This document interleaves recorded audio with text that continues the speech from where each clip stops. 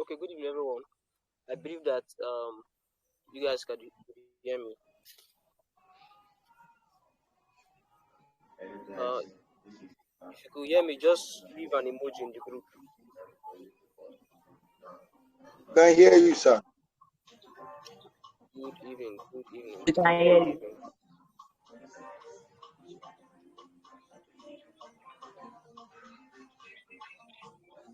Please, if you join the call, please turn off your mic. Turn off your mic. Who is Kwansi payment or whatever? Please turn off your mic, please.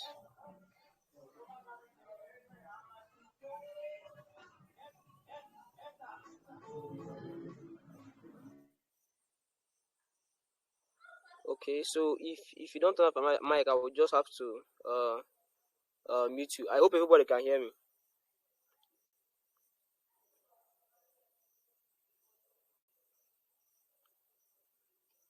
I hope everybody can hear me. Oh. We can hear you, sir. Go ahead. Okay. Welcome to day one of the N as a freelancer class. So, first things first, I hope you can see my screen.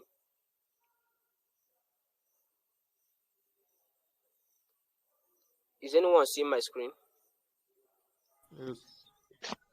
No, I can't see your screen. Oh, are you serious? I'm sorry, I can't see the screen. The No. screen is blue. Yeah, it's very, very blue. Oh, interesting. Let me try to connect it. It's just showing your wallpaper, and the wallpaper is very blue. No, now it should be showing Chrome. It should be showing Chrome. Let me try resharing the screen again.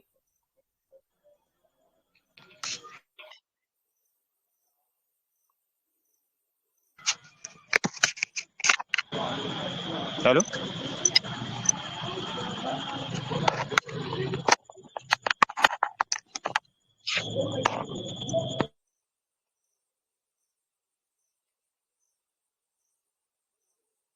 So how about now? It's clear now. It's clear now. Okay, you're seeing the Chrome, right?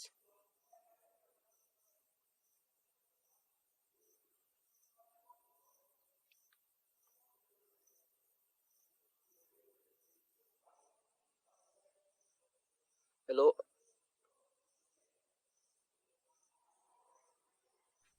Yes. Okay. Then we'll have to start now.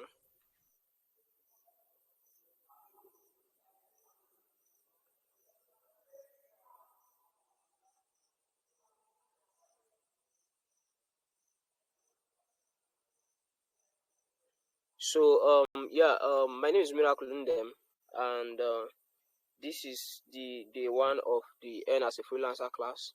We're going to be talking about basically we're going to starting with Upwork today. I'm just going to try and let me try and get the co-host on board. I don't know if she's available. Let me try and get her on board. So please just give me a second. Let me just get her to be involved in the meet.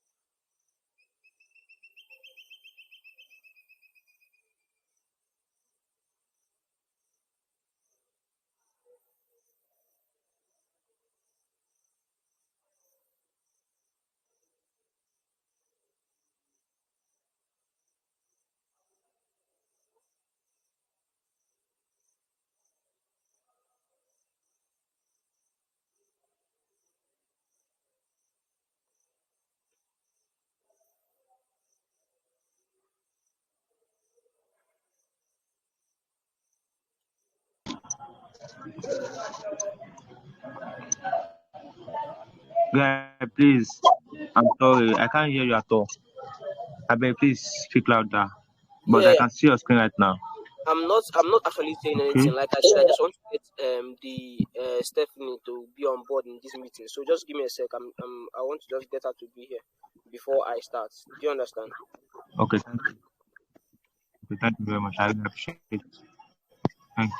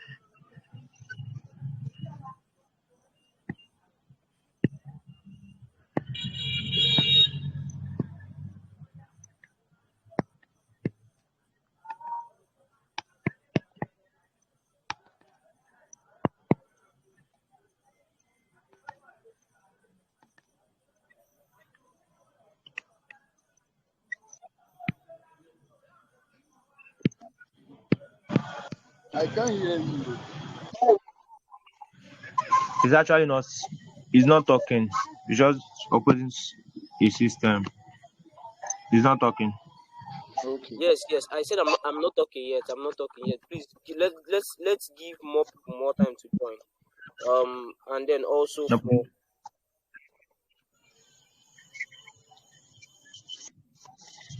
So I hope the class is being recorded. yes, it's being recorded. Okay, I think that was nice.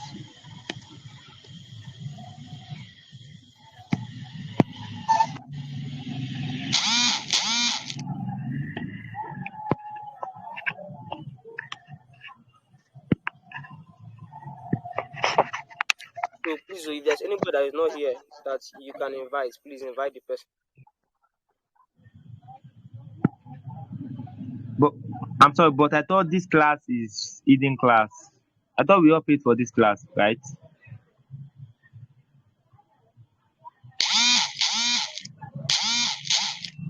There are still some people that wouldn't join, so that is it.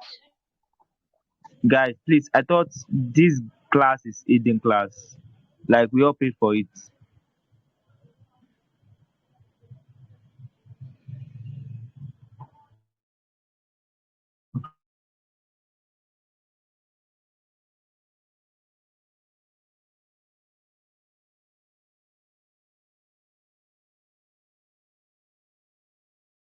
Nobody is answering.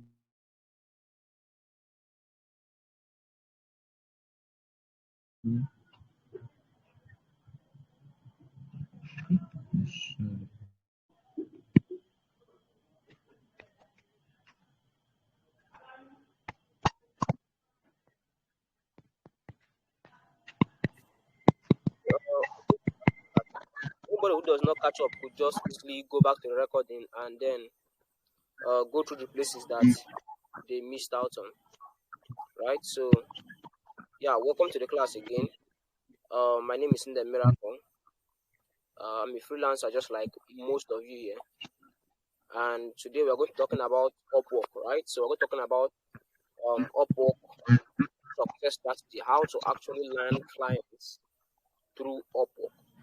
Now, I know that most of you here already know what Upwork is. Is there anybody here that is new to Upwork who does not know what Upwork is?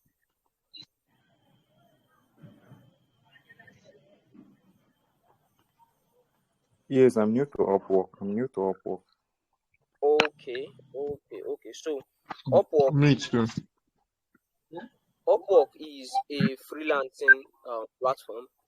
Upwork is a freelancing platform where people. Okay, for example, now if you can look at my screen now, you will see I'm on Upwork right now.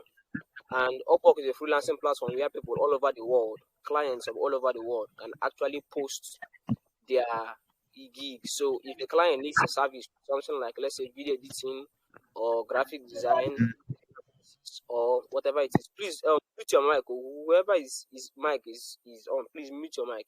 So I won't have to just mute you. So it will be only me speaking. Okay, thank you very much. So, Upwork is, like I said, is a freelancing platform. Clients from all over the world, if they have a gig that they want to outsource to freelancers, right? So both clients, both agencies, both companies of all sizes, if they have a gig that they want to outsource to freelancers, they could just go on Upwork and then post this gig. And the good part is that they don't, you know, they don't invite usually they don't invite people to just come and carry out a specific job. What they do is that they post their job on Upwork, and then freelancers from all over the world can now apply to do that job, right? So if you look at this account that I just created just for this thing, for this course, if you look at this thing now, you will see jobs that have been posted. So there is this best match, most recent, and then save job. So if you go to most recent now, you will see that there are jobs that are being posted here almost every minute. So graphics designer needed for blah blah blah 6 minutes ago. Graphics designer needed 8 minutes ago. There's also 28 minutes ago, 32 minutes ago. So almost every minute. In fact, this is just specifically for, let's say, graphics design. If it's in the broader scheme of things, let's say for graphic design, content writing, and the rest of it, jobs are being posted on Upwork every single minute, and you can apply to every single one of these jobs as long as you meet the necessary requirements. You can apply for almost every of these jobs here. So I created this profile. I think I created this profile yesterday, and the reason why I've seen only graphic design jobs here is because the skills that I added in this profile is graphics design skill. So if you look at the profile now, let me click on the profile so you could take a look at it.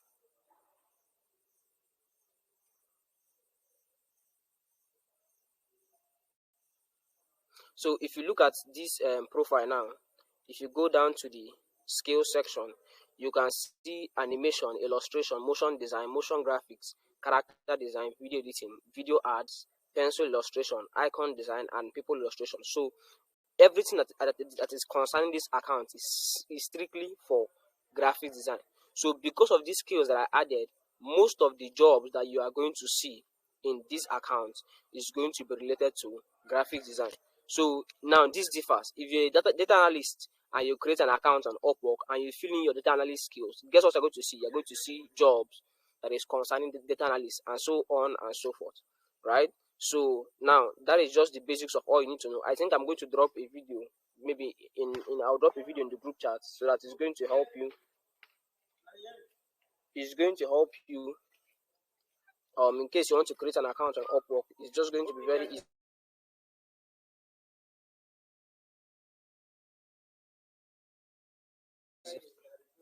So I'm going to drop a video in the comments. So in case that you want to create an account on Upwork, it's going to be very, very easy for you to just go and then watch the video tutorial and then create an account on Upwork. Creating an account on Upwork is not hard. All you have to just do is to fill in some basic details. You don't need any sort of ID. Just fill in your basic details. Make sure that those details that you fill in are correct. And then the next thing I need to do is to be able to add a tax identification number. I'm just going to drop those 2 videos for you: how to create an Upwork account and then how to generate a tax identification number, because that tax identification number is going to be very, very important if you want to make withdrawals, right? So that being said, everything that is in this Upwork PC, right? I'm using a laptop here, so some of you people might not have a laptop, but everything that is in Upwork in the laptop version is exactly as it is in the mobile version. So it is not different. In the mobile version, it is the same. In the laptop version, it is also the same. Now, the only difference between a mobile version and a laptop version is when you have to do hourly work. Now, let me show you what I mean by hourly work. In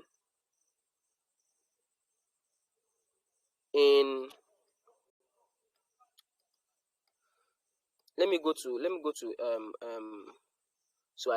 find jobs. Let me show you the difference between hourly works and then some other kind of works. So in some works that you see on Upwork, for example, there is fixed price work. So this work, for example, here now, this one, for example, now is a fixed price. Look at it written here, fixed price. So you see that the budget for this gig is just $30. So it's a fixed price job. So you can do this one now without a laptop. Why? Because you don't need to count time.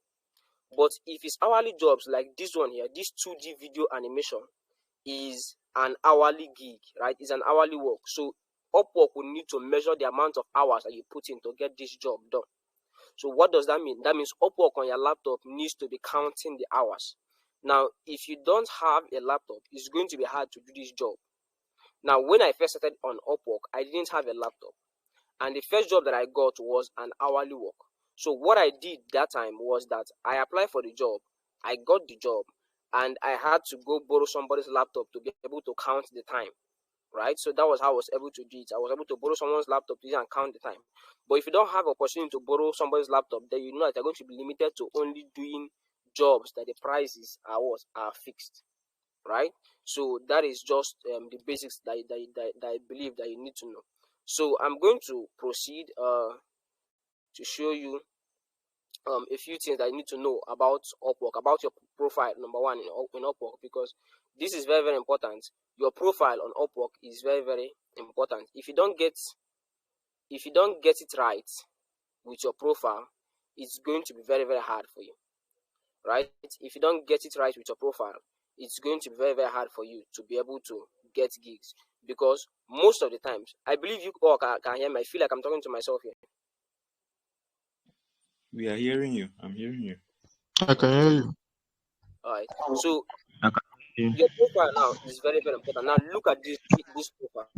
Your profile is very, very important. Why? Because there are certain keywords that clients used to search for. So imagine that you're a client now, and let's say you need a graphics designer, right? Or you need a video editor, right? So what you're going to do is that you're going to go on Upwork, and let's say you don't want to create a gig. Let's say you want to search for video editors. You want to search for graphic designer. Let's say you're looking for a video editor, and then you go on Upwork and you search something like video editor or short form video editor for YouTube Shorts, or short form video editor for Instagram Reels. Now, what happens is that Upwork is going to pull up a lot of freelancers, a lot of freelancer profiles, and then it's going to try and match those keywords that the client searches to freelancers who have those keywords in their bio. Sorry, sir. Please, this guy, Escada,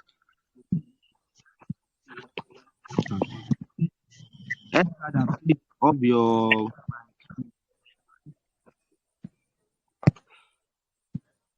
Okay, please, if your mic is on, okay, I think I'd have to just mute anybody that their mic is, maybe they can't mute their mics. I'll just have to just Escada, please, of your mic, please. Of your mic. don't worry, he's muted now, so I don't think it's going to be a problem anymore.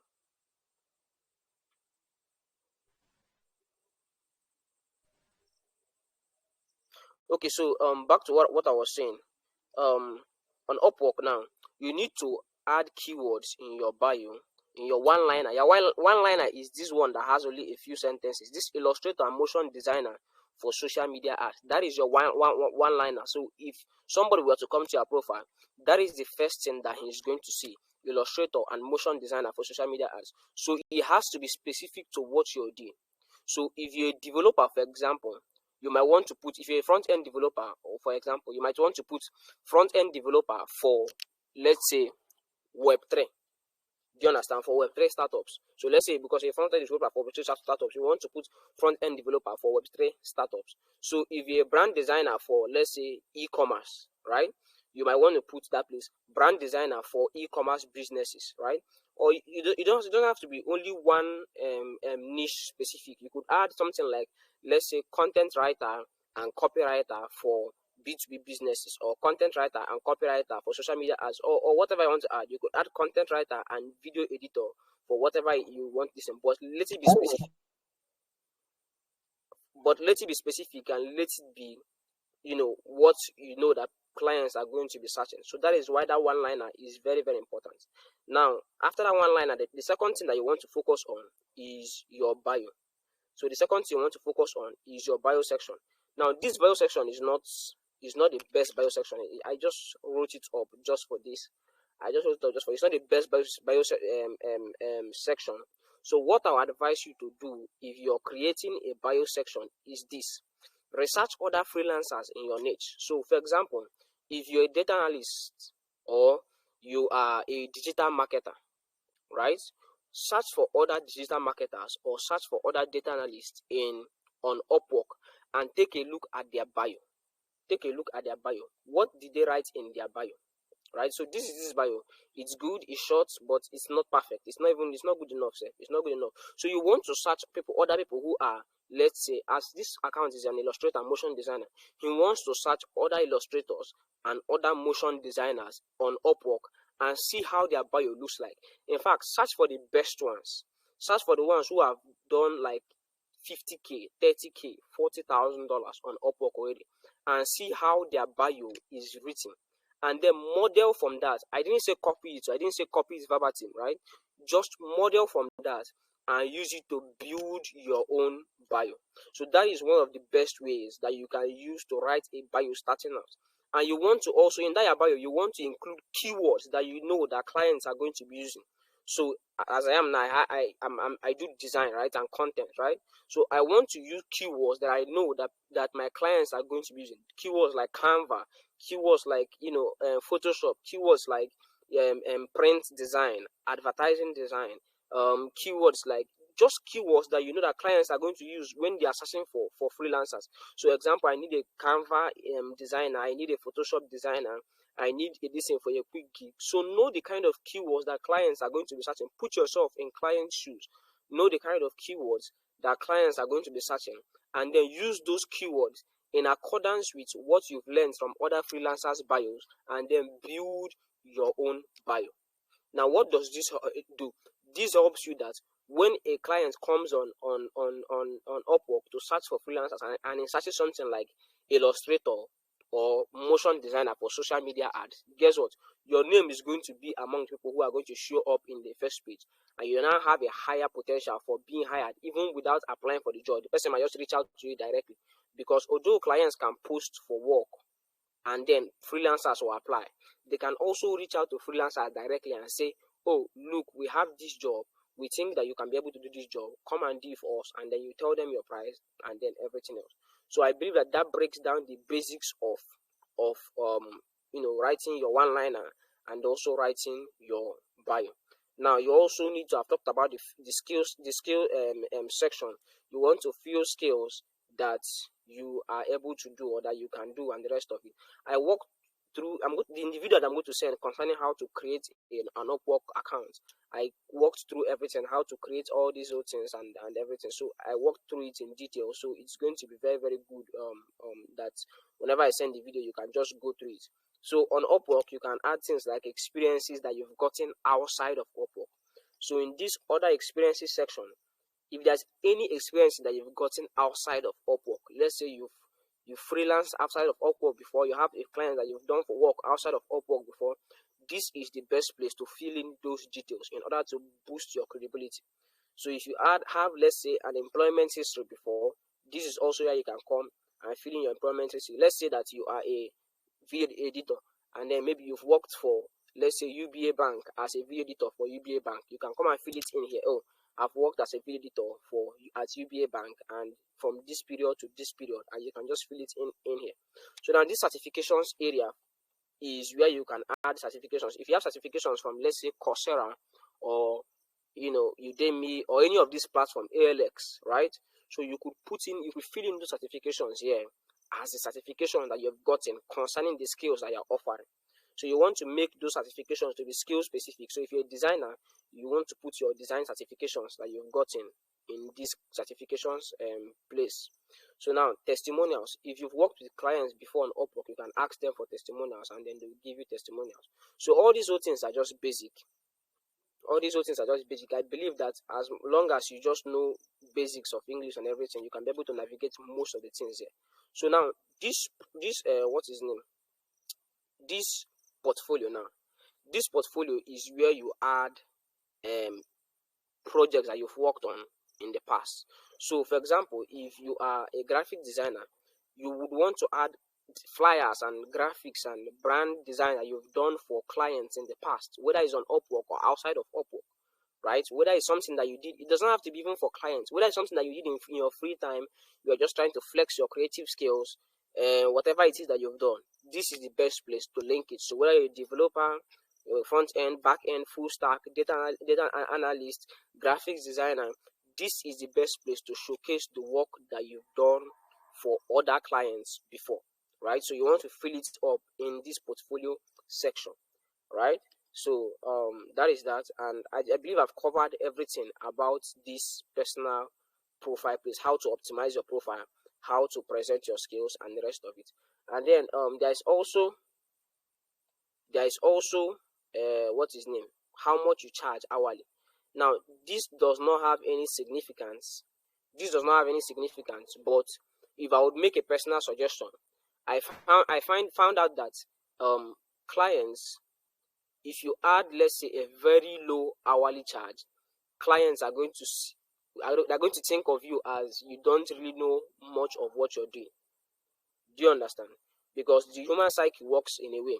If you add, let's say, an hourly charge of, let's say, $3 an hour or $4 an hour, most clients are going to write you off. They will just say, oh, this guy doesn't know what he's doing, or this guy is just a beginner. I don't want somebody who's going to work on my project and rubbish my project, right? So ideally, you want to put something from $10, $15 an hour upwards, right? So if you're creating a decent account, I would suggest that you put a $10 to $15 to $20 per hour hourly charge, right? So now that is just my own personal suggestion based on what I've seen. So if you want to go lower, it's also fine, but that is just my own personal suggestion based on what I've seen. So next, I'm going to walk you through some basic other things that you need to know concerning applying for jobs. Now, this is the mistake that most people make, and I'm going to show you how to stay away from these mistakes. Now, I've covered about the profile and everything, right? So we are going to now dive into actually applying for jobs. Please, I know you are going to have questions, but if you have questions, please write them down. You can drop them in the group, and then once I'm done, I can be able to go through the questions. So I'm going to drop you guys some guidelines of applying for jobs. Now, first, before you apply for jobs, you need to have this thing called connects, right? You need to have this thing called connects. Now, what are connects? Connects is just basically like points that you can use to apply for jobs. Now, connects are not free. Like Upwork does not give connects free. If you want to get connects, you have to pay to get connects.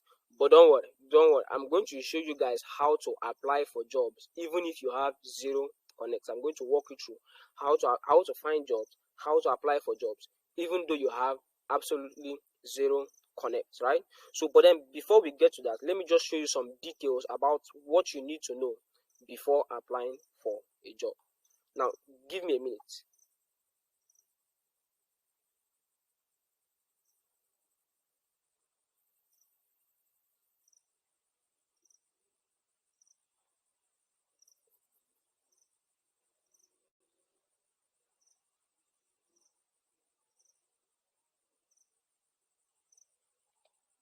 Okay, so I'm back. I'm going to show you guys some things. Like I said, I'm going to show you guys some things I need to know before applying for a job. Number one, please be writing some of these things down. If somebody can be listing it out in the group, is also going to be nice. But please be writing these things down. If I can get a volunteer to be listing it out in the group, so that at least some other people can be seeing it whenever they can come online. Although the record is going to be made available for everybody. So the first thing that you want to do is don't apply for jobs that is older than 2 hours, ideally. So again, is everybody hearing me? I just want to just make sure that everybody's following.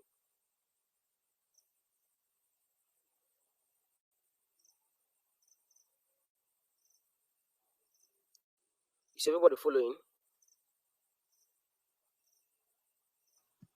I'm following.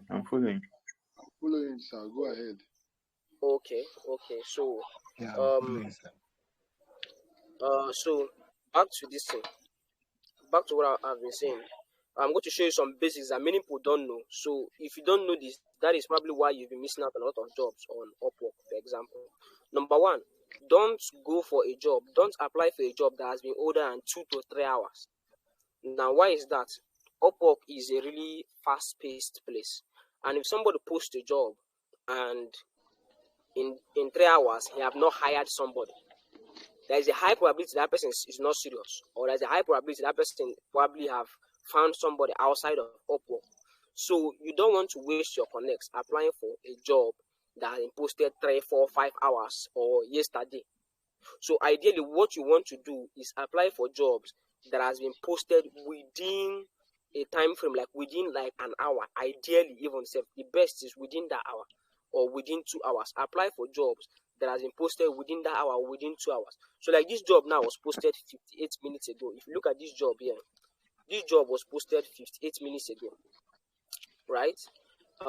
If you want to apply for this job, it's perfectly fine. 1 hour ago, if you want to apply for this job, it's perfectly fine because it has been posted recently, right? So on the other hand, this job, on the other hand, this second one was posted yesterday, right? This job that was posted yesterday, now you don't want to apply for this job that was posted yesterday.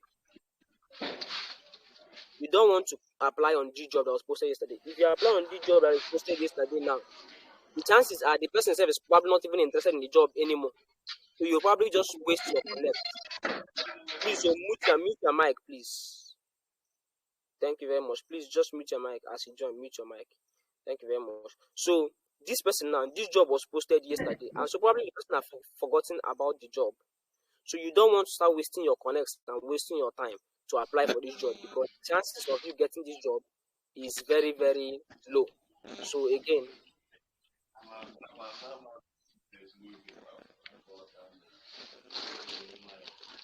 please, who is talking? Please mute your mic. Please mute your mic. Emmanuel, please mute your mic.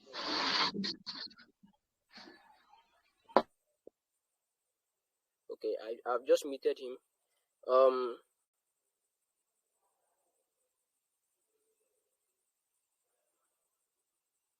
So I'm just going to proceed. So I've talked about applying for jobs that are recent, and then don't apply for jobs that are old. That is the first thing that you need to know. Now, the second thing that you also need to know that most people don't know is this: don't apply for a job that don't have a payment method verified. Don't apply for a job that don't have a payment method verified, right? So like this job now has payment method unverified. Look at it, they wrote it there, payment unverified, right? So don't apply for this job. Why? Because a job that the payment method is unverified means that there is a high chance that the client is not even very serious in hiring somebody. Because if he's very serious in hiring somebody, he would add a payment method. Now, why is this? Upwork has, are looking for ways. In fact, they have found a lot of ways to be able to make sure that nobody is able to scam each other on Upwork. So you as a freelancer is not able to scam the client, and then the client is not able to scam you as a freelancer. And that is why Upwork makes it mandatory that everybody that is posting a job on Upwork should have put in their card details and have their payments verified as a client. Why do they make this mandatory? So that if they hire a freelancer to get work done for them, and at the end of the work, they don't agree to pay the freelancer, what will Upwork do? Upwork will collect money from their accounts automatically and pay you, even if it's half payment. Upwork will pay you, so that it will not be that you are in a complete loss. So that is why anybody who does not verify his payment method, any client who does not verify his payment method, you want to stay away from that client, because the chances are that client is a scammer, right? Yes, there are scammers on Upwork. There are scammers from there are scammers from India, even from the US. A lot of them. It's not Nigerian people that have scammers scams. So I know a lot of people are saying Nigerian people are scam. In the amount of scammers, America has more scammers than Nigeria. The US has more scammers than Nigeria. India has more scammers than probably the amount of scammers in India is probably like 1/4 of Nigeria's population, right? So these people are actively there on what's his name, on Upwork. They will not add their payment method. They will post jobs. What they want you to do is to apply for these jobs, and they will tell you that, oh, look, we have this challenge. Send us $10 or $5, or they will tell you, oh, look, get this work done for us. You get the work done for them, and they will not pay you. So please stay away from this kind of job. These are the problems that most freelancers run into, and they waste their time and they waste their effort, right? So that is the something else that you need to know. The third thing that you need to know is that ideally, now I'm saying ideally because, like, best case scenario, look for jobs that the person has spent an amount of money. So for example, if you look at this job here, the person has payment method verified, the person has, everything checks out, but he have not spent an amount of money on Upwork, right? So now you can assume something based on this. You can assume that, like, he does not frequently hire on Upwork. So this person now does not frequently hire on Upwork.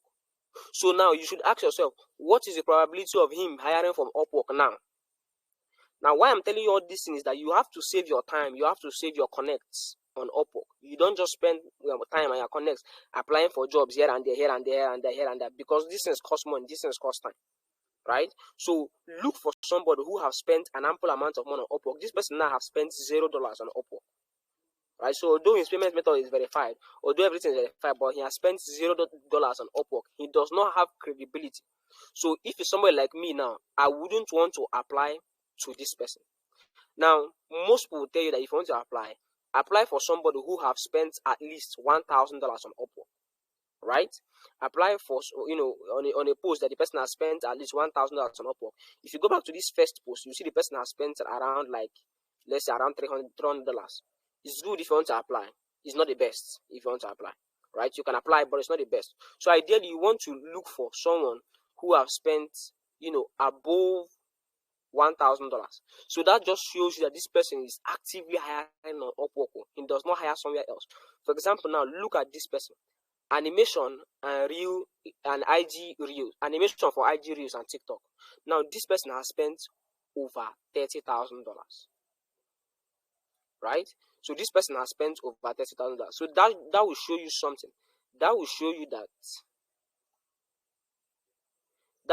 this person frequently hires on Upwork. And so the potential of the person hiring you is high. He has spent $30,000 on Upwork. Most of the people who have hired me on Upwork have spent $30,000, $40,000, $60,000, $200,000. So you want to go for this kind of people because this person frequently hires on Upwork, and this person, if as he posts out this job, that means he needs more freelancers, and he's going to hire from Upwork. He's not going to hire somewhere else, because nobody's going to spend $60,000 on Upwork and go and spend on that place and go and spend on that place. No, this is where they constantly hire, right? So have that in mind. Look for somebody who has spent an ample amount of money on Upwork. Now, secondly, I don't know whether it's third now, fourth or fifth, but whatever. Something else I need to know is that you need to go through client reviews, right? You need to go through client reviews.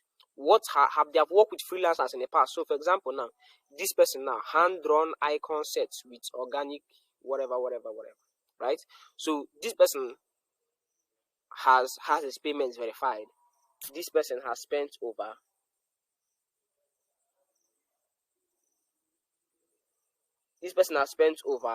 let's say $10,000 on Upwork, so it's good enough to hire.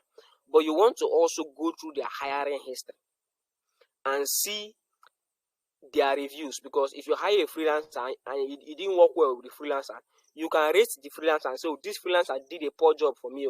And then the freelancer can also rate you and say, oh, this client actually is a scammer, or usually will not pay you complete money, or this client will try to do this and do that. So it's good also to go through their previous hiring history. So I remember I want to apply for a job, and everything about the person checked out. But then I went through his hiring history, and what I found was not really satisfying. Most of the people freelancers that I have worked with, were always saying this person will delay you, that the job was supposed to last for 1 week. I ended up doing the work for 3 months. And in that 3 months, the person didn't agree to pay me. He was just procrastinating, doing this and doing that. So I was not getting paid. So if you want to get the client's, let's say, previous hiring history, just click on the job post. Like I said, this thing is the same both on laptop and on mobile. Right, on mobile phone, if I'm going to share the screen of my mobile phone now, you'll find out that it is exactly the same. You can see the hiring history, you can see everything that is on the laptop, you can see it's exactly the same on the mobile. So just click on the job, scroll down, you'll see something, scroll down. Now look at client recent history. So you see that recent history 15, right? So 15 people that I have hired before in the past. So you want to go through what they wrote. So you could see that this person, now look at the previous clients.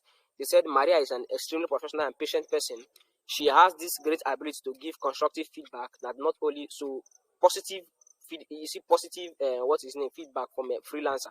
The freelancer rated her 5 stars, although she rated the freelancer 4 stars, right? So you can also see that the second freelancer also rated her 5 stars and say, oh, this project has been exceptional experience, blah blah blah, rated her 5 stars. The third freelancer rated her 5 stars. The fourth freelancer rated her 5 stars. So you could see that most freelancers here have all been rating this client 5 stars. There is no freelancer here that said, oh, this client did a poor job, or this one. All the freelancers have rated her 5 stars, like every single one of the freelancers. So you know that not only is this person's payment verified, not only has this person spent over $10,000 on Upwork, all the whole people that this person have worked with have rated her high, have rated her 5 stars and above. So you know that this person is actually a good person to work with.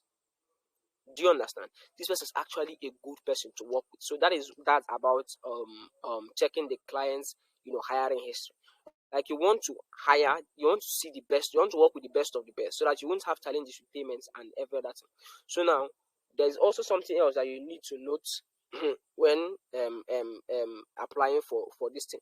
Now many people that teaches you about Upwork won't tell you this thing, but I have to go through these things in detail so that you have all these two things in mind, so you know when to apply and when not to apply. Now I'm not saying that sometimes your gut will not tell you, nah, apply for this role, or the Holy Spirit will not touch your heart and tell you that, nah, the Holy Spirit will just touch your heart and say, just apply for this role, you're going to get this job, and you want to apply. That's perfectly fine. I'm not trying to doubt the Holy Spirit or doubt anything, right? But I'm just telling you these things so that you will be able to understand some nuances, some details that you need to know, so you'll be able to apply for the right clients that you're going to work with. You're going to enjoy working with the person. In fact, there are clients that I have worked with. In fact, the client that you're going to work with, in fact, and after working with this client, they're going to dash you like an additional $20, $30, $100. You could do a work for a client and it's going to dash you an additional $200. Just dash $200. $200 now is above 300,000. It will just dash you. And that is why it's good to work with good clients. Now, something else that you need to know is to check the person's hire rate, right? You need to check the person's hire rate. Now, what do I mean by hire rate? Now, hire rate means the ratio of the amount of job that the person have posted and the amount of jobs that you have hired for. Now, let me give you an example. Let's say one of you now is a client now on Upwork, and you have posted jobs 50 times and you've hired only 25 times. Your hiring rate is going to be 50%. And if somebody have low hiring rate, I would advise that you don't apply for the person's jobs. Don't apply for the person's jobs. If you apply for the jobs, you can actually get the jobs. No doubts about that. You can actually get the job. But it is not ideal. There is a 50% chance that you get the job, and there's a 50% chance that you are actually going to lose the job. So look for the client's hiring rate. For example, now back to this client who has a payment method verified. He has spent $10,000 on Upwork, and everything else checks out. His reviews are all 5 stars. Let us look at the person's hiring rate. So just click on the job. So if the job shows, yes, so the job I've showed. Just give me a sec. Let it load. I guess that we are having a bit network issues. So now you can just scroll down, and you will see the person's hiring rates here. So look at the person's hiring rates. This person has now this client is just too good. Like this one is just this client is the ideal of the ideal client. If some of you that did science courses in secondary school and university, you will know what ideal means. This is the ideal of the ideal client. This person, her payment method checks out. Her history with other freelancers checks out. I rating her 5 stars. She has spent over $10,000 on Upwork, and her hiring history is 100%.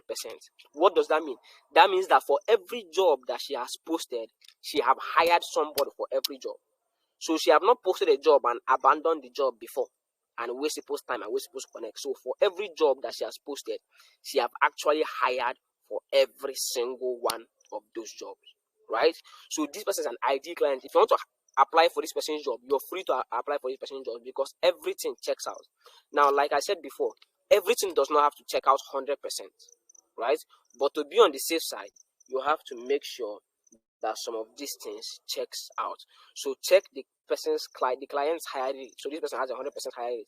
Let us check on that person to see the person's hiring rate. So let's check this one.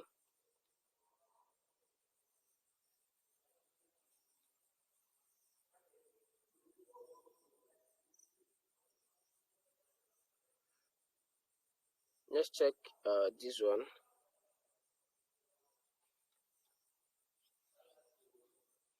And this should load. So I want to check the hiring rate of this person so that you will see what I'm talking about. Okay, this person also has a 100% hiring rate, right?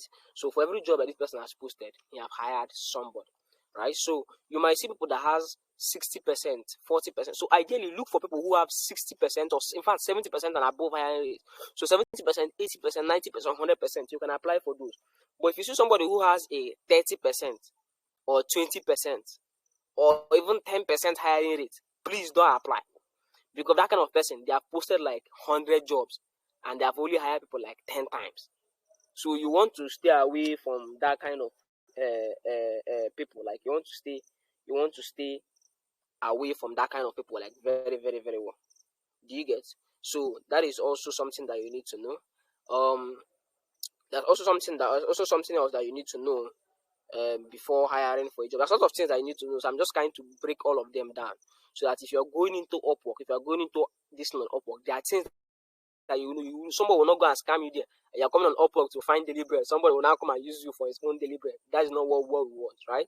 So what we want is that you will do a job for a client, you will get paid, and you will go and enjoy your money. That's just it, right? So if you're going to apply for a job, you also want to check if the person has invited somebody else. So what does this mean? If somebody posts a job, he can just post the job there and wait for freelancers to apply. So if freelancers will apply, he will pick one based on some things like the way your cover letter is, the way other things are, right? But some of them will go and invite freelancers also. So any job that you go and you see at this person, the clients have actually invited some freelancers before, don't apply for that job, because the client already has some set of people in mind, right? So if a client have invited some people, he already has a set of people in mind. So for example, now look at this job. Now. You see that there is already a problem in this job. Now what is the problem? If you come to this activity on this job, on the job, you will notice something. You will notice that the freelancers who have sent a proposal are around 5 to 10. So 5 to 10 freelancers have actually submitted a proposal telling the client that, look, we would like to work on this job with you, right? So last viewed by clients was 47 minutes ago. So he have not actually started interviewing anybody. And then, but he sent invites to 3 people, sorry. He sent invites to 3 people. So you don't want to apply to this job. So this simply means I'm a client, I posted a job, and yet I got invited Mr. John and Mr. Okoro and maybe Mr. Gospel. Have invited 3 people and say, come, this job that I posted, come and see if you can be able to do this job. So if he invited people already, there is a high chance that he will hire from those people that he invited. So you don't want to waste your time going for this job. Now, these 5 to 10 people now who have already applied for this job, you see that they've already wasted their time, because the chances are he will not hire them. Do you understand? So you want to apply for jobs that has 0 invites. You have not invited anybody to the job. Nobody at all. You have not invited anybody to the job.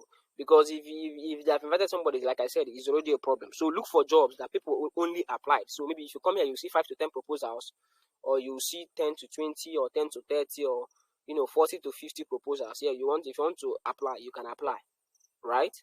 But don't apply for a job that the clients have already sent invites to somebody else. That is something to note. Now, something else to note also in this activity section.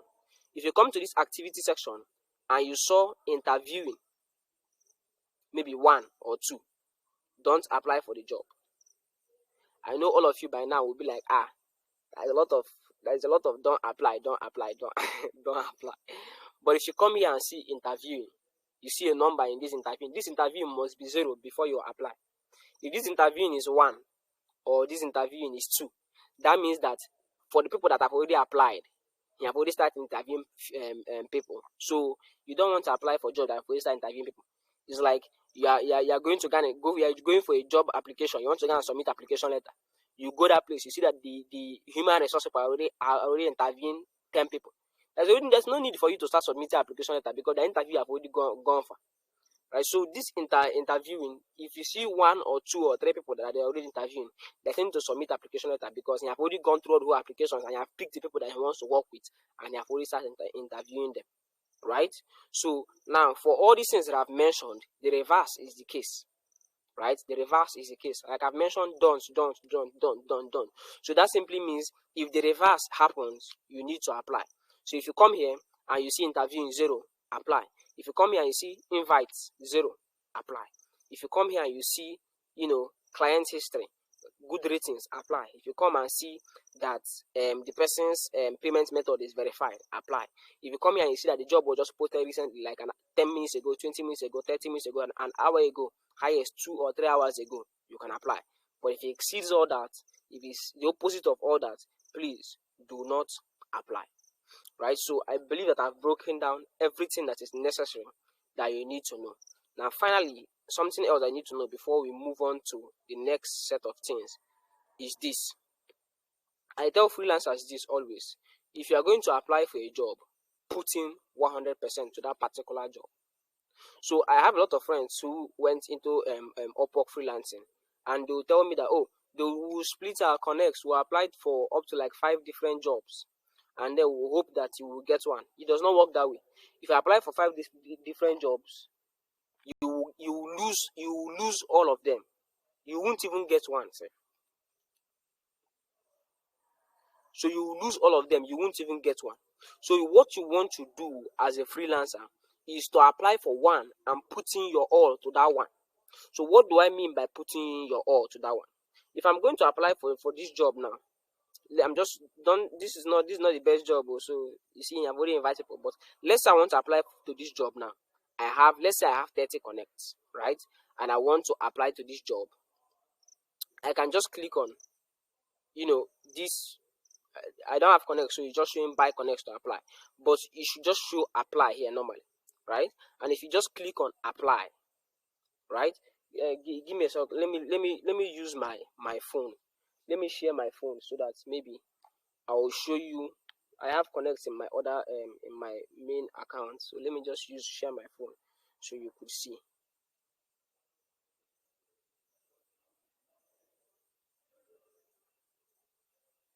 So here's the Telegram.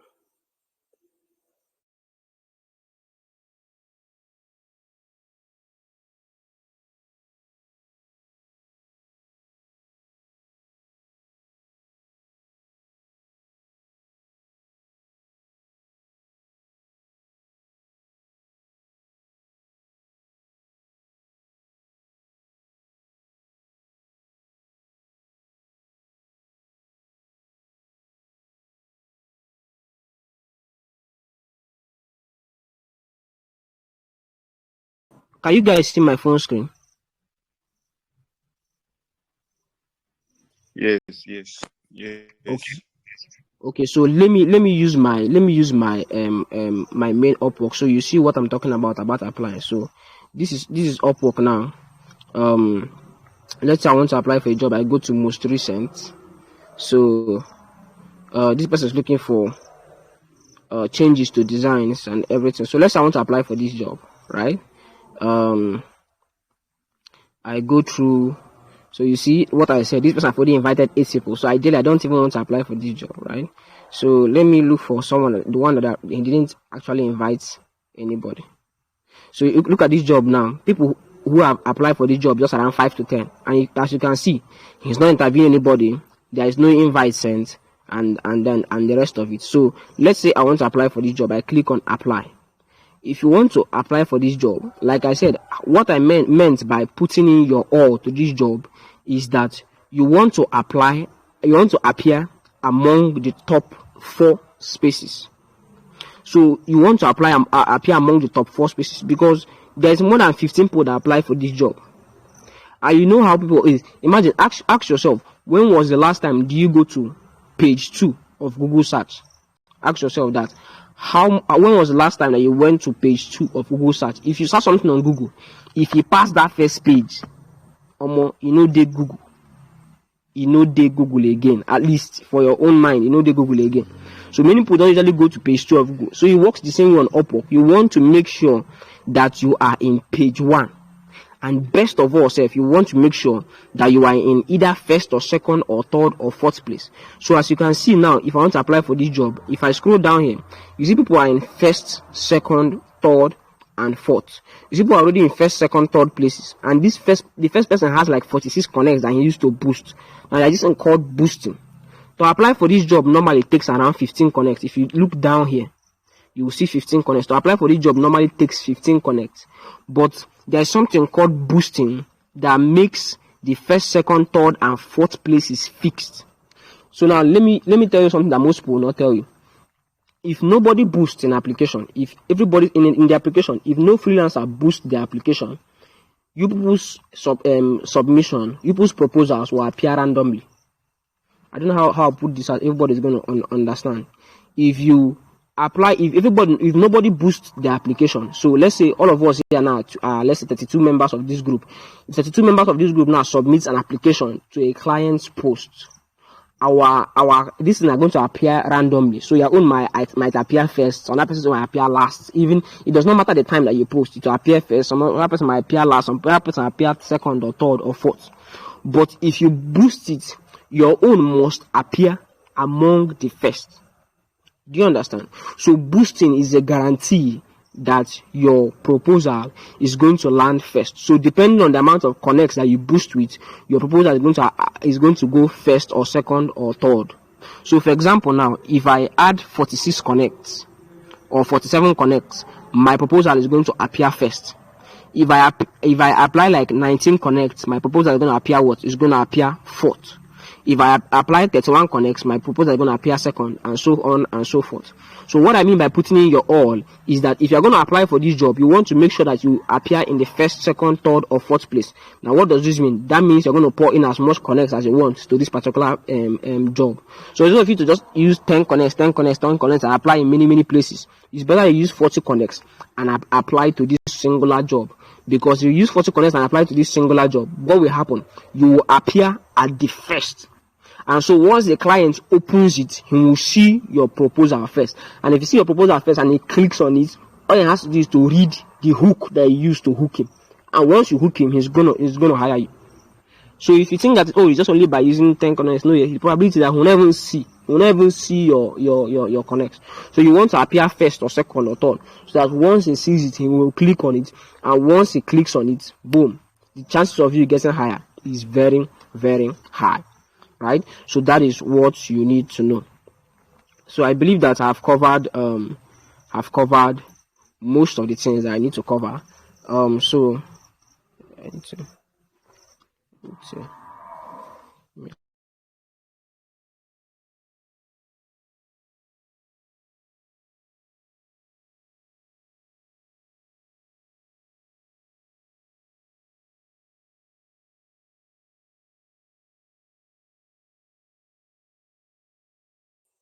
So back to my laptop screen, I'm going to try and walk you through writing a good proposal. Now, I've shown you all these old things. All these old things that I've shown you is what? It has one sole purpose. And that one sole purpose is to get the clients to look at your proposal. Because if you're going to apply for a job, right? If you're going to apply for a job, you are going to send a proposal. A proposal is going to go something like, hey, my name is this and that. I have experience in doing this and that. This project that they are hiring for is an interesting project. I want to work with this project. Look at the kind of project that I've done before that is similar to this project. Can we talk about it? That's just how usually the structure of your proposal is going to go, right? So that is how usually the structure of your proposal is going to go. Now, I have shown you how to look for the perfect job to apply for. Now, I'm going to show you how to write a proposal that is going to get into the head of the person that you are applying to, right? Because if you do all these old things now that I've been telling you before, and then you write a proposal that is just, let's say, AI written, believe me, the person is going to ignore it. All these old things that people love AI, people love AI. That was last year. In fact, what people love is just the concept of AI. Many international clients don't love the application of AI. So if you use AI to write a cover letter, they will just abandon that idea immediately. So you don't want to use AI to write a cover letter. You don't want to use AI to write a cover letter at all. That is number one. Number two, you don't want your cover letter to be too long. I saw some of my friends that was coaching. They will come and they will write a cover letter. The cover letter that is almost like job description. So the clients will give them job description. They'll give them back job description as cover letter. That's not how things are done. Because the client has to be able to, the way that you used to write a cold email is how you're supposed to be writing your cover letters. It needs to be short, number one, right? It needs to be concise and to the point, number two. It needs to have a hook, number three, and it needs to be able to get into the head of the client. Because not only a cover letter that he go read, he no go read only a cover letter. But if he reads other post cover letter that goes, I am this, I am that, I am this, I am that. But he reads your cover letter and it's different. It gets into the head of the client. Guess what? He's going to go for you. He's going to go for you.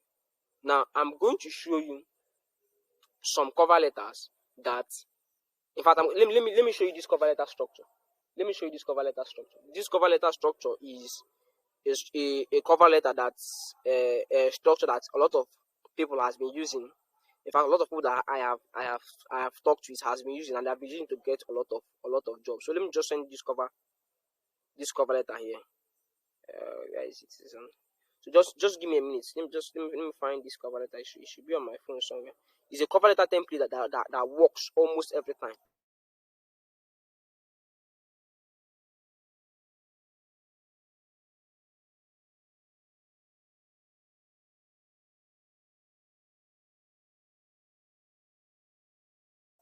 So check in the group now. I have sent a cover letter template there. Now look at that template. Now pay close attention to this template that I just sent. So this template now has a few things that is different. So he writes his name. Now the first paragraph is not that important, but let's just assume it's important. This is my name, and this is the amount of experience that I have in this field. So my name is Miracle, and I have 4 years, 5 years, or whatever experience in this field. You can see my profile if you're interested in examples of my work. That is, if you already have examples of work that you've already done before. And it's good that you already have examples of work that you've done before, right? So the next thing that you're going to do is that regarding this job post that you made, right? I would love to incorporate, your unique method, your unique approach to help address your needs. Now you've captured this person's attention. Concerning this job post that you made, I would love to talk about my method, this unique method. Let's say the person posted about, let's say something like, okay, I'll get to that. Let me just go to this in detail. To help address, to move forward, I will need to get more details about your project.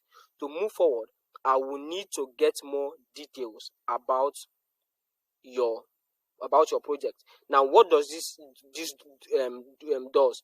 It makes the clients to be receptive.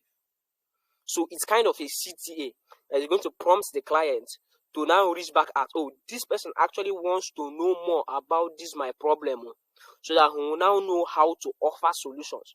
So it's not just about writing, I have experience in this, I have done this, I have done that, I have done this, I have done that. Nobody cares. Everybody that is applying for the job, I've done this and I've done that, and I've done this and I've done that. What the clients wants to know is that if you're actually interested in this their problem that they are facing, do you understand? You have to show interest, not AI written stuff. You have to show interest. To move forward, I will need to get some more details about this project. Then we can go over how I can use my skills to achieve the results for you and help you start seeing results more consistently. You've drawn the person in. That third paragraph is like a better hook that you've used to hook the person. And then now you're going to use the final call to action. Do you have time within from now to, let's say, 10 minutes? Do you have time, or do you have 10 minutes? So you don't want to use too much time. Like, do you have 1 hour? Because the person will be like, 1 hour, this person won't waste my time. So do you have 10 minutes to discuss on how we can start achieving the desired outcome that you want and what kind of result that you're looking for? You have hooked the person. Like, you've hooked him. Now the person will be like, oh, this person is actually interested in this problem. In fact, this person is not even talking about anything. Like, this person actually wants to solve this problem for me. In fact, once you've given this person this kind of call to action, the person now will now be rushing to say, oh, let me just talk with this person. At least let me see what he has to say. And once the person starts talking with you, you can now convince the person. So what you want to do is three things. You want to get the client to, number one, see your proposal. Number two, read that your proposal. And number three, start talking with you. Once you get the client to start talking with you, the chances of you getting that job is almost 100%. So that is why something like these templates, it works. Like I said, this is just a template. You don't have to quote it verbatim. You can make slight tweaks to this, add some things, remove some things based on how the spirit leads and all that. But it has to be in this kind of format. It has to be who you are, what experience that you have. Like I said, that first paragraph, you can remove it. But you have to talk about the client's pain points. What is the challenge that the client is facing? How can you help the client solve these challenges? Do you understand? And then you have to use a strong CTA. Let's talk about this now, so that I can know your problem more. You can use something like this. I can write something like this. My name is Miracle. I'm a graphic designer and I've worked with different brands as a graphic designer. Your job post is vague. There's a lot of details that I don't know about your job post. Do you have 10 minutes so that you can explain to me what you want to see, or what the best approach to your job post is going to be, and so that I can discuss how I can put my skills or my expertise into getting those things achieved for you? So what you want to do is to draw the person in. If you know draw the person in, the person will just read through your listen and then just slide and go through. If it's too long, the person will just read through it and slide and go through. If it's ChatGPT written, it's even worse. So you have to put in the strength and the effort into that particular blog post, into that particular submission. Now, I shared to some of people in the main group. I shared to you the template that I used to get my first job. Now I'm going to share it again here. I'm going to share it again, the template that I used to get my first job. The template that I used was very, very funny. I was talking with some of my friends and they were like, nah, this your template is very, very funny. But I told them that, look, the deal is to get into the head of the client. Finish. The deal is to get into the clients. Finish. Into the head of the client. Finish. Once you're able to do that, you're already on your way. Right? So this is the templates. Let me just send the templates here so you see the templates. Where's crop? So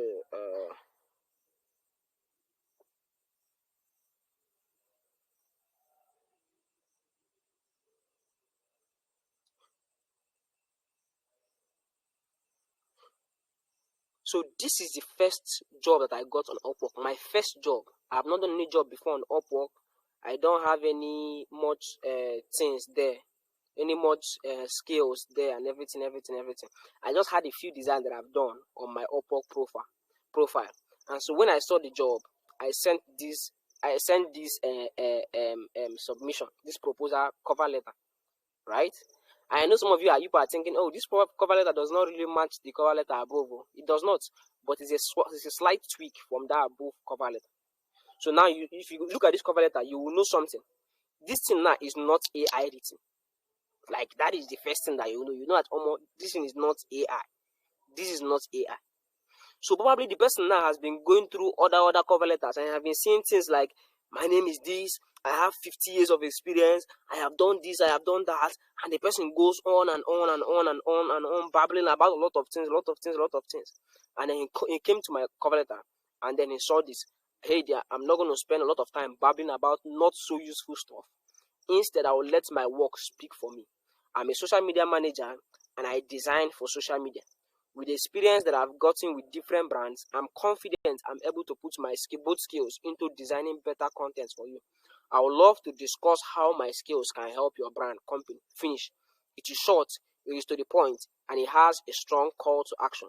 The person was like, how do we start? The person reached out and I would be like, okay, so are you sure you can do this thing? I said yes, because I didn't have any previous experience on Upwork before. So like, I've not done any job before. So the person asked me, are you sure I'm able to do this? I said, yes, I'm sure. I said, look what is going to happen. Give me a short test design. She said, fine, I'll give you a short test design. If you do this design, if it's good enough, I will hire you. And she sent me a design to do. Trust Nigerians now. Trust us. Trust us. What we had to do is that I had to spend the next 3 hours. I designed waiting no good. Like, I designed very, very nice design. And then I sent for her. And when she saw design was actually very good. She was like, wow, this is actually very nice. I will hire you. And then she went on, and then she hired me. Right? And although I charged very low, I charged around $7 an hour for this job, which was very low, but it was good for my first start, right? So for your first start, you want to charge low at least, so you get experience on what is named on Upwork. Again, if you're thinking that it's Nigerians that needs all these high level designs, so it's Nigeria that needs all those high level designs. If you see the kind of designs that Americans need, in fact, let me just shock you people now. The design that you people are going to do to get the job with an American company or American person is going to be 10 times better than the design you're going to be actually doing when you get the job. So the design that I did for her before I got the job was like very, very nice. But since then, the design that I've been doing for her has just been very, very low quality. Not because I want to do low quality design, but it's based on request. Now, this is also for everybody out there. Don't do whatever you're doing for yourself. If you're writing content, please don't write content for yourself. If you're doing design, don't do design for yourself. If you're doing, web development, don't do web development for yourself. Do it for the client. So what the client tells you to do it. Do you understand? What the client tells you to do it. When this client hired me recently, it was a little bit tough for me, because she would tell me, do a design about this. I will do a very, very high quality design. I go use a lens flare, blind my character. I go do all these whole things. She will tell me, no. Do this design again. I will do it again. I used to do like 10 iterations of a single design, and she does not approve it, and she will not approve it. At the time, I had to just calm down and listen to what she said. And once she told me, I did exactly what she told me to do. And she was like, wow, this is perfect. I was like, look at this person. So I just did here, I stress myself, design 2K designs for a Nigerian person. You will tell me, make it pop. And I don't like the color. My wife does not like the design. My son does not like the design. My daughter said design is ugly. Do you understand? So you want to do it exactly as the person says you should do. So these are some templates that I'm going to share. So subsequently, like later, I'm going to share more templates, right, that you can use. It can work for different niches. It can work for different niches. I'm going to share these templates that you can actually use. You can model these templates, remodel them, and actually use them to land clients, right? So that being said, I want to also share with you a method that you can use to land clients without using Connect. Now, I know a lot of you are bothered. How I want to get this Connect now. So I'm going to show you a method that you can use to land clients without using Connect. So there is this tool. Some of you might already know this tool. This tool is called Apollo.io. So Apollo.io.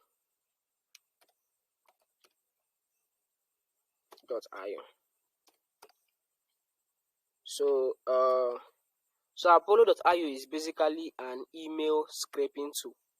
So what it basically means is that if you can find a website of a business or website of a company, this Apollo.io now can actually scrape the emails of everybody that is working in that company. So both the CEO, the CTO, the VP of sales, anybody in fact that is working in that company. This Apollo.io now can get their emails, and you can now send them cold emails. Right? So how do I use this tool? If you go to this tool now, you create. It's a free tool.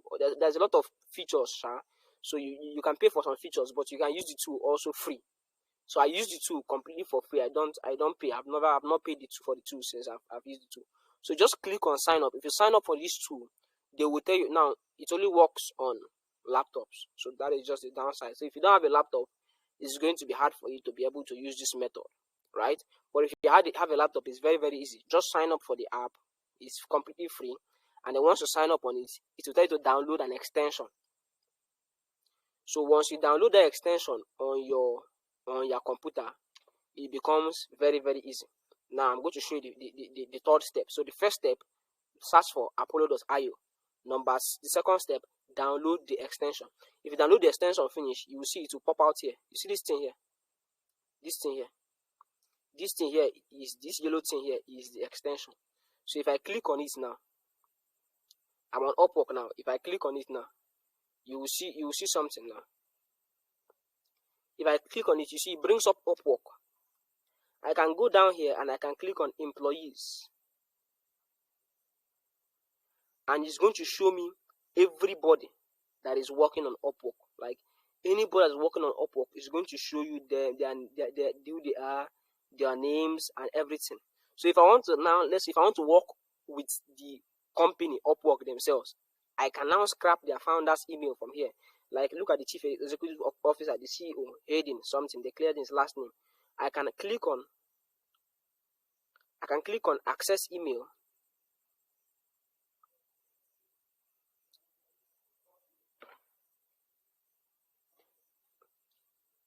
Where is this guy again? So I can click on access email, and once it verifies this email completely, it's going to show me the email of the CEO of Upwork, and I can now send him a code there. So now you might be asking, how does this help you, since it only works on companies? So all you have to do is to find jobs that include a website link on it. So you need to find jobs that included their website link on it. So for example, now let's find a job that included a website link on it. Go on Upwork on your phone or your desktop and type www. Just type www and click on enter. So go on Upwork, type www, click on enter. So it's going to bring up every single post that has a website linked into it. So every single post that has a website linked into it is going to bring it up. So you can now go and search. So now you can see things like looking for seeking experience, YouTube thumbnail artist, video editor, a lot of what's his name, jobs that have been posted here, right? So let us look for one that the person has in his website here. So okay, now look at this. If you're in SEO, for example, look at this person. He said he needs an SEO expert, right? So this person needs an SEO expert. If you click on this gig now,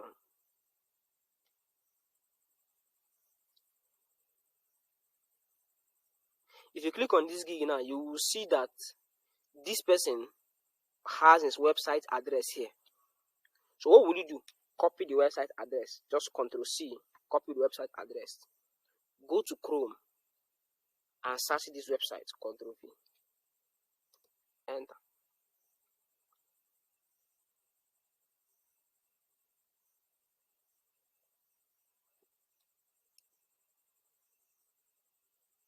Okay, I don't know why it's not loading. Okay, so now look at the website of the person. Now, one thing that you can do, if you don't want to use Apollo, you can just simply go down to the bottom of the website and you can easily see the person's email, right? So the bottom of the website is here now. You have already seen the person's email and the person's phone number. So you can drive the phone numbers on WhatsApp and reach out to the person through WhatsApp, which is also good. Or you reach out to the person through the person's email by sending the person a cold email, which is also good, right? So both of them is also good. There's also a disclaimer I need to know, but we'll get there. Or you can just use this tool. Now, okay, sometimes this tool does not work for every website. That is one thing. It does not work for every website. There's some websites that details are not readily available. So the tool might not work for every website. But for most websites, it is going to work. So for the website that does not work, you can just simply copy the person's email here. You can just simply copy the person's email and then send the person a cold email. But for most websites, if you just copy the website link, paste it on Google. Once you paste it on Google, it loads. Just click on this Apollo extension. Once you click on the Apollo extension, it's going to pull out the emails of the CEO, the CTO, whoever it is that works in the company. It's going to pull out their whole emails. And once it pulls out their whole emails, you can now send them a cold email. But there's a disclaimer to this that I believe that you should know. This things actually, I believe that this thing actually goes against some of Upwork's terms and conditions.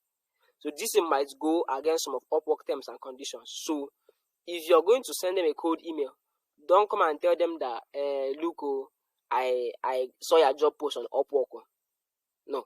So there's this strategy that I've been using to send cold emails, and I'm going to send that strategy to you. So you don't want to tell them, you don't want to inform them that you saw their post on Upwork or something like that.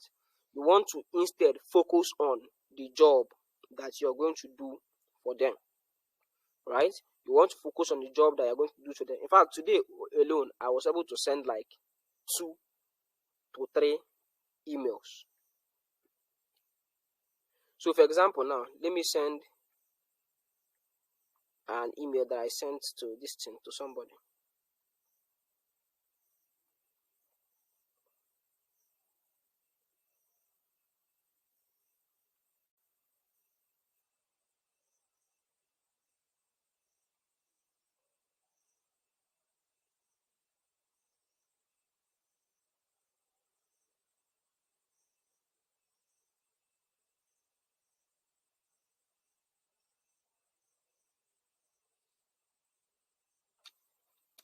Just send an email.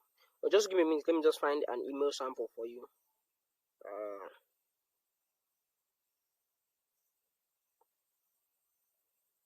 So this is a good email sample. Oh, yes, Telegram.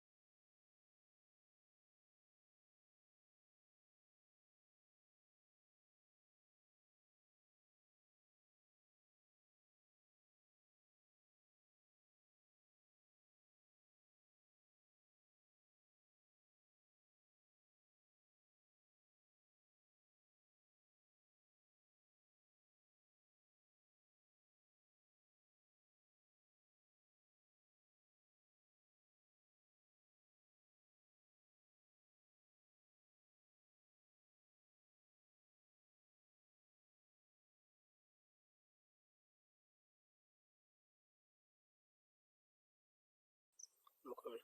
So look at this code email format that I used recently for a client that I was supposed to work on some art designs for. I don't think this client letter worked out. I want to send you one that actually worked out, but listen. So I will do is that I will send them a template that's usually like this. That hey, are you still looking for a a designer or a developer or whatever they are looking for? Are you still looking for a designer or a developer for your business or whatever? I'm actually a designer, and look at what I can do for you. But the code email has to be, it has to, like I said, it has to be hooking. Whatever that you're going to do concerning sending code emails or concerning sending proposal letters, it has to hook the person. If you know hook the person no will reply to you. It's just simple. You has to hook the person. You has to show the person that you can actually solve this problem, that you're actually telling the person that you can solve. Do you understand? And if you can see clearly here, I didn't even mention that I saw him on Upwork. So now using this format now, the person can now reply you. Now some of you might be asking, okay, now if this person actually hire you, how do you get paid? It's simple. You can get paid directly through your what's his name, your USD account. Most of you know how easy it is to create a USD account. You can create a USD account with Gray, or create a USD account with, let's say, some apps like Cleaver, and they will give you a better USD account that you can use to receive ACH payments from anywhere around the world. Do you understand? Or you can actually send them a payment gateway through Upwork. There's a lot of ways to actually do this, right? So I don't want to go on and on about this. So, but you can use Apollo. You can use this tool to get people's emails. Look for jobs that they posted, that they included their websites. Go to their websites, scrap their emails, and send them a cold email.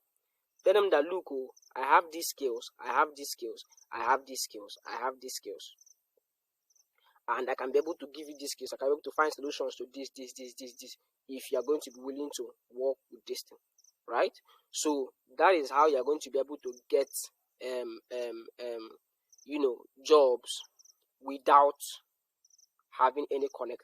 I've done this, and I got a job that paid me, just a quick job of just a few art designs, paid me around $100, and then I got another one also that was supposed to pay me. I've not finished talking to the person anyway, but it's supposed to pay me something around, I think, $800 or so, right? So you can actually use this strategy and actually get different roles, and you won't have to spend a dime on getting connects at all. You won't have to spend the dime on getting connects at all, right? So yeah, that is how you can actually be able to get clients. So I've covered a lot of things in this space. I've covered how to, the best practices on building your own profile. Like I said, I'm going to send a video on how you can create an Upwork account. I don't want to start going into that. That is going to take a lot of time. I don't start going into that here, how to create an Upwork account and then everything else. I don't start going into that here. So that said, I am going to share a video of how to create an Upwork account here. I'm going to share a video of also how to create a tax identification number, because a tax identification number or TIN number is necessary to be able to withdraw payments on your Upwork account. And I've showed you what not to do in applying for proposals, applying for jobs. Sorry, I've also shared with you some templates that you can modify and use to apply for jobs. And then I've also talked to you about methods that you can use to apply for jobs even without connects, because you need connects to apply for jobs, right? I've also shown you how to apply for jobs even without connects. So for now, I'm going to entertain some questions before we round up. It's 9:30 already. I've been talking for almost 1 hour 30 minutes now, so I'm going to entertain a few questions, and after that we're going to have to round up for today's session. So please, I don't want the mic and everything to be there, so just drop your question in the group chat, and I'm going to answer as much as possible before 9 p.m. So just drop your questions in the group chat. So just start dropping it now, so I'll answer as much as I can, right? So somebody said, what? Sorry, before 10 p.m. Sorry. So somebody said, hello sir, can we download the Upwork app on our smartphone? Yes, now obviously you can download it on your smartphone. Like I said, you can download and use Upwork app on your smartphone. You can apply for jobs on your smartphone. You can get jobs on your smartphone. But there is a problem. If it's fixed jobs, like fixed payment jobs, right? like this job now, let me show you a fixed payment job. So look at this job now. It's a fixed price job. Look at it. They wrote it here. Let me try and copy and show you this thing. This animation video editing now, if you look at it, is a fixed price job. It's written down here, fixed price at $40. Now, what does this mean? This means that it is not hourly. It is not hourly, right? So it is fixed. The price is fixed. So you can apply for this job. You can even do it on your phone. If it's a job that you can do on your phone, you can do it on your phone and you will get paid. But if it's an hourly job, like where is an hourly job here? Okay, look at this one now here. This one here, this SEO expert now is an hourly job. Now, what does this mean? This simply means that they are going to count the amount of hours that it took you to do that job. So now, to count these hours, Upwork has a mini app that you can download only on your laptop. With that app, it's going to show up in your laptop, and once it shows up in your laptop, you can just log into the app and to show a timer that is going to measure the amount of time that you're putting into the job. So if it's designing, it's going to, as you're designing, you keep your data on, it's going to be counting the hours that you put into design. So if it's 5, 6, 5, 7 hours, so if you're getting paid, if you fix the job for $10 an hour and you do the job for 10 hours, you're getting $100. That is if it's for an hourly job. But if it's for a fixed job, you don't need a laptop, right? So like I said, you can get an hourly job and borrow a laptop and get it done. Once you get it done, finish, return the laptop back to the person and gets paid your money, right? So that is that. Somebody said, where will we get company's website? Please, which company is that? Which company is that? Please, I need this thing. Which company? So somebody asked, what is ACS? I didn't say ACS. What I said is ACH. ACH. ACH is the same way we should say bank transfer in Nigeria. So bank transfer in Nigeria, but in the US is ACH payments, right? So companies like Gray, companies like Cleaver, companies like GigPay used to give you a USD account that you can use to receive interbank transfer or ACH payments, as Americans used to call it. So you can just send that bank account directly to America, and it's going to make direct ACH payment that will land directly to that bank account, and then you can now withdraw it to your traditional bank. So I believe that answers the question, right? So say, please, how can we add our USD account to our profile? Okay, so I'm going to send you a video of how to add your USD account. It's very, very easy. It's not this thing. It's not complicated.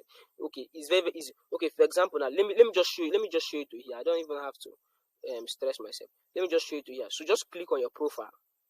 If you create an account on Upwork now, you could just click on your profile. You go to account settings. If you go to account settings now, you will see get paid. Look at get paid here. So you see get paid. Click on get paid. So once you click on get paid in settings, you see they said add a method. So this is where you can now add your USD account details and everything. So if you click on it now, you can add your local bank account like UBA and other things. But I would not want you to add your local bank account, because sometimes payments will now do really, and then sometimes they will send it to you based on internet. So as dollar is 1,007 now, if you put your local bank account here, they might be sending dollar at 700 naira per dollar instead of normal 1,007 per dollar. So add a USD account. So what you want to do is go down here. You see where they write direct to USD to US bank. So click setup. If you click setup now, you can now write your account holder name, Michelle, in them. You click on what's his name, account type, put individual checking. Most of the accounts that are going to give you in Gray, Cleaver, or anything are all individual checking. So you click on individual checking. So now for things like routing number, account number, and the rest of it, the banks that you're going to use are going to give you all those details. So if you use Gray, for example, Gray is going to give you a routing number, it's going to give you an account number, and it's going to give you all the other details that you need. And this goes for other platforms like GigPay, Cleaver, and the rest of them. Right, so I believe that answer. So once you fill it out, you just click on add bank account, and you've added your bank account. You can start receiving payments very, very easily, right? So somebody said, can you easily log in about borrowing laptop? Can you easily log in your account on laptop and log off after ease? Of course. If you log in your account, these accounts are connected to your email. So once you finish, you log out their account again. In fact, you can even set up two-factor authentication that before the person logs in fact, before you even log himself to your normal laptop, they will tell you they will send a confirmation to your email. So just don't log in your email to that phone or to that laptop. Just log in your account to the Upwork. Don't log in your email, because if you log in your email to the person's Gmail, somebody, if you go, the person can just try to log into your Upwork, and they will send for him notification in his Gmail, and he'll just copy the code and paste, and he'll log in. So just log in your Upwork. Don't log in your Gmail.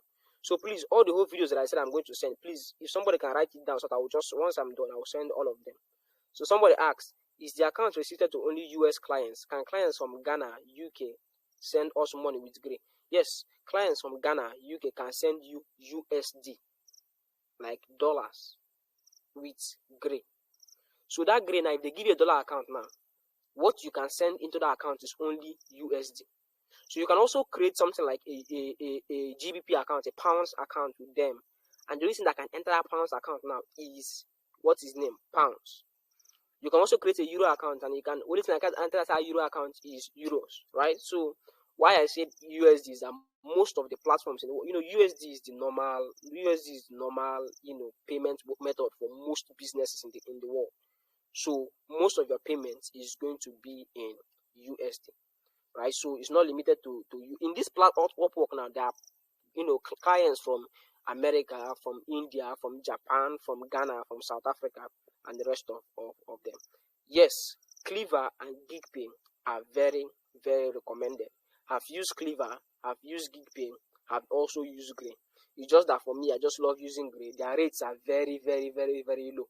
Cleaver, their rates are a little bit high than the rest of it. So that is just that. So, but then the good part about Cleaver and GigPay is that Cleaver and GigPay will give you a Wells Fargo account.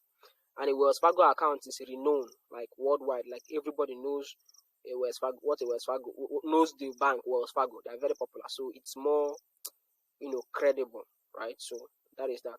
So somebody said, so do you prefer sending cold emails than using Connect, even if you have more? I will not exactly say there is preference here, right? So I will not exactly say that there is preference. Sometimes I use Connect because with Connect now, everything is inside the app. So both the application, both the everything is inside the app. But then there's sometimes that, okay, I don't want to waste my Connect because I don't trust that I don't trust that I'll get this job very, very well. Do you understand? I feel like I might not get this job. So if I use my Connect, I'll probably waste my Connect. So I will try to find the person's, the person's website, and then use this Apollo to get the person's email and then send them a cold email, right? So that is just how it is. So somebody says, so how many connects does one have as a freelancer on Upwork? So every month Upwork will give you 10 connect. Every month will give you 10 connect. Every month will give you 10 connect. So that is just basically, but that 10 connect is not enough. You can use that 10 connects to apply for just one job, and it will not even be enough to boost. Let me just share with you how I got my first job. How I got my first job was actually very, very funny. Do you understand? I left my Upwork account for 3 months, or for 4 months. I did not touch it because I was just leaving the connects to pile up. And so after 4 months, the connects piled up, because at that time I was very, very sad. There was no money anywhere. So I left the connects to pile up, and I got around 40 connects. And then I saw the first job, and so I used that whole 40 connects. I used around 35 connects to apply for that job, and so my proposal was among the first proposal. And that was how I was able to get my connect, right? So if you have more than 100 connects, that means it's very, very good. Now you can easily just get a job. You can just easily get a job without 10 connect, without connect. Oh, connect is actually very costly. Connect is around $1.5 for 10 connects, so $3 for 20 connects. So it's actually a little bit costly. So let me try and go through these questions again to make sure that I did not miss anyone. Somebody said, yes, the live video is being recorded. Please, the video is being recorded. Once I'm done, I will send the video here. The video is being recorded. Everything is being recorded. So this person said he also has more than 100 connects. It's also good. You want to start applying with these connects now, because after the end of every year, the connects are reset. Like all your connects might just vanish at the end of the year. So you want to start using their connects to apply. So more questions. We have just around 18 minutes remaining. So I want to go through most of the questions. Let me just start sending some of the videos while the questions come.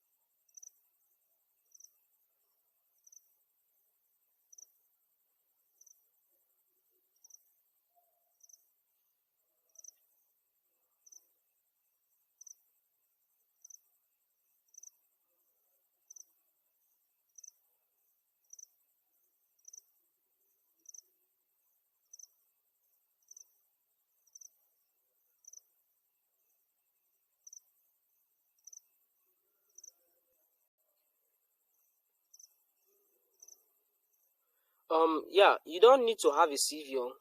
A CV is not. In fact, you don't need to have a CV. A CV is not important.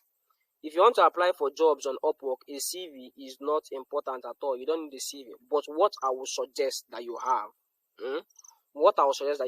is previous work samples. So if you're a developer, for example, have something that you've worked on before. Please, is everyone hearing me? Is anyone experiencing, okay, if everybody's hearing me now, it's probably from your mic, please. It's probably from your earphone, please. So you don't need a CV. You don't need a CV at all, but I would suggest that you have work samples. So if you're a designer, have some things that you've designed. If you're a developer, have something that you've worked on that you can show, this is what I've worked on. If you're a content writer, you can write on Medium. To write on Medium is not costly. It's free to write on Medium. Just go and create an account on Medium and start writing on Medium. It shows credibility. You can even volunteer to write on some there's some tech reporting blogs like what's his name? Ben Dada. Like I currently write for Ben Dada. Like I just contribute content there. There's also this in Tech Cabal, the rest of them. You can start contributing. If you're a content writer, you can just reach out to them. Use this Apollo now. Scrap their email. Reach out to the founder. Tell them, look, I write contents concerning this and this field. Write the content already and send for him and say, look, I want to submit these contents to Tech Cabal. I want to submit this content to Benjamin Dada. I want to submit these contents to this place or this place. If you publish this content there on Medium, it gives you credibility. You can now post it and say, oh, these are the content that I've written. Please, one thing that you need to have in mind, please be good at what you do. Like be good. If you're a designer, be good. I know some of you now they procrastinate, waiting no good. All of you now get like 10 courses where all of people are doing that people have not done finish. People have eat this on half, eat this on half, eat this on half, eat it finish. Please, be good at what you do. If you're a designer, be a really good designer. I have some clients that I've worked with, and I worked with them finish like 6 months ago, and they will come back like this month and tell me that look, we have on our project, we want you to work on the project. Why? Because I'm good. because it's not only about pitching, about all these whole things that I've told you. If you're not good, a client will give you 2 stars, which will affect you. If you're not good, or you just go and joke around with the client's work, or the client give you work, you just left the work that place, and not even talking to the client, so, do you know all these kind of nonchalant attitudes, all these procrastination they are doing, the client is going to rate you poorly. If he rates you poorly, it's going to affect your ratings, or a client will not give you work again next time. So you want to do the kind of job that you're going to do. That if the client gives you job now, later, if you get another job, will come and say, "Now there's this guy that does work very, very, very well for me. I'm going to go and give him this work." So please, be good, be good. Yes. So yes, somebody asked, so does the connect expire? Yes, I told you the connect expire after 1 year. So after 1 year, the connect used to expire. So I don't know the exact sequence of it, but ideally, by the end of December 31st, you want to make sure that you've exhausted your connect. So last year, I had some connects remaining, even into New Year. I had like 20 connects, and they didn't exhaust it. So it turns out that somebody told me that it's actually because I got the connects on December. So the connects is going to expire next December. So that kind of thing. So if you got connects on January this year, to expire January next year. If you got February this year, so something like that. So, but ideally, you want to use your connects before the end of the year. So is there any other videos that I missed here? So this tax identification number is very, very important. Don't worry, if you create a tax identification number, you will not be charged. So a lot of people are being afraid that if they create a tax identification number, the government start collecting money for every month that you earn. No, you will not be charged. The only people that are eligible to pay tax is that you need to make an amount of money before you're eligible to pay tax, or you need to be able to run a business before you're eligible to pay tax. So if you get a tax identification number, you will not be charged. But the tax identification number is important, because if you don't fill in your tax identification number into Upwork, you cannot make withdrawals for this. So that is why it is important. I'm going to send you also a video from that one of my friends made. I'm going to send you a video on how one of my friends made. He went in depth on how to use Apollo to I'm coming to get clients. Like, he went in depth about it. So I'm just going to share the video here.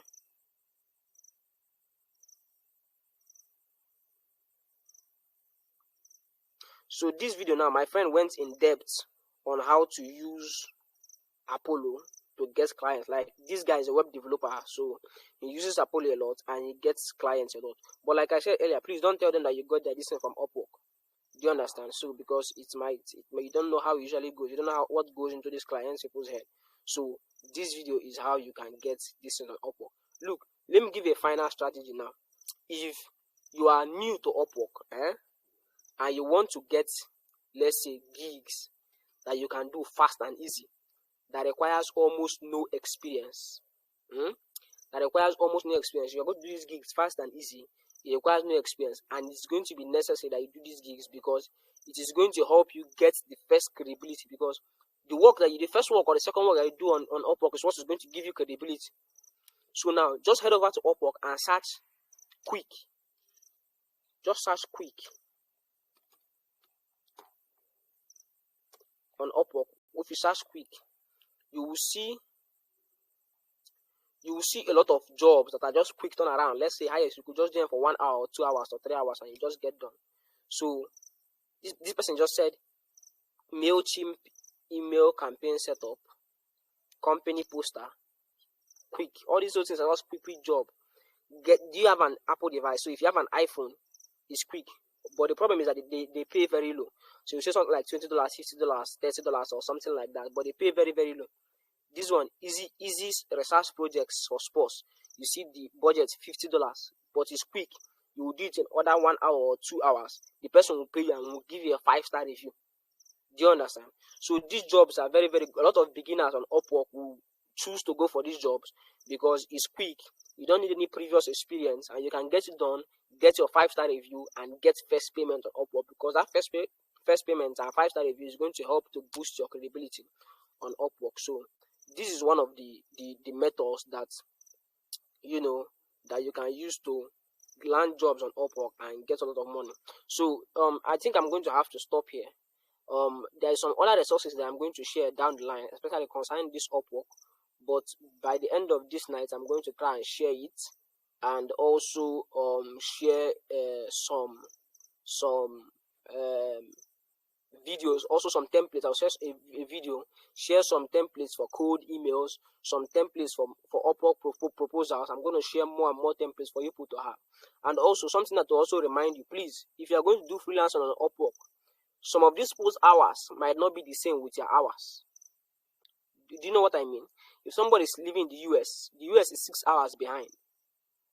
Do you understand? Somebody like Stephanie now, Stephanie barely sleeps at night. Stephanie barely sleeps at night. So Upwork is not for lazy person, sir. It's not easy money. Let me just put it that way. It's not easy money. So if you too like sleep, I shall just leave this video now and go and sleep. That is just my own. Leave this video now and go and sleep, because Upwork is probably not for you. If I finish this call now, I have a job that I'm doing with a client that I've not done finish. I have to go and finish it. Maybe I'll work on it till whenever I'm tired. I'll just go and sleep, because it's just a small job. And Stephanie has like a lot of design projects that she have not finished, that she's going to work on this night till probably around like 3 a.m. before she will sleep. So if you're somebody who values in sleep so much, no wahala. But for those who value money now, who needs money, please, Upwork, the time varies. So you could work for somebody in Australia or anywhere, and the time zone is going to be different. So you need to match that person's time zone. The person will not need to match your own time zone. Now you go match the person's time zone, right? So yeah, thank you very, very much for coming on this today. I'm going to drop the video here, the recording here, so everybody can access it. If you have any questions still, you can just reach out to me on WhatsApp. I think it's going to be easier. It's going to reach out. You can just reach out to me on WhatsApp and we'll talk about it. So tomorrow we're going to talk about cold DMs. Tomorrow we're going to talk about sending cold emails and cold DMs, like outside of Upwork. So it doesn't matter if you're a Web3 community manager, whatever you're doing. I'm going to show you how to send cold DMs, who to send cold DMs to, when to send cold DMs to actually get clients who are going to pay. Right? So with that said, I'm going to see all of you later. Ma, go do work and chop and sleep. Have a great day, guys.